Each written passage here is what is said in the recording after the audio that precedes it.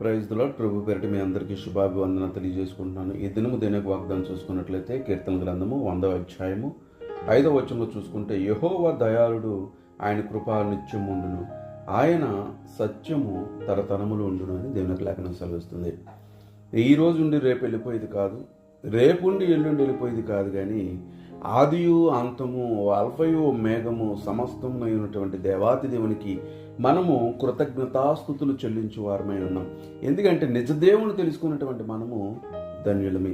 ఆయన యొక్క మందిర ఆవరణంలో నిలిచి ఉండట ఎంత గొప్ప భాగ్యమని దావీదు చెప్తున్నట్టుగా, అటువంటి గొప్ప భాగ్యాన్ని దేవుడు సునాయాసంగా అల్పంగా మరి ఏ రుణము చెల్లించకుండానే దేవుడు మనల్ని ప్రేమించి ఆయన మనకి అర్హతను అనుగ్రహించాడు. ఆయన కృప మనకి, ఆయన దయ, ఆయన యొక్క సమస్తమును మన వెంట ఉండి సమకూర్చబడుతుంది. అటు ధన్యత నువ్వు నేను ఉన్నందుకు దేవుని స్తుతించే వారిగా ఉందుము గాక.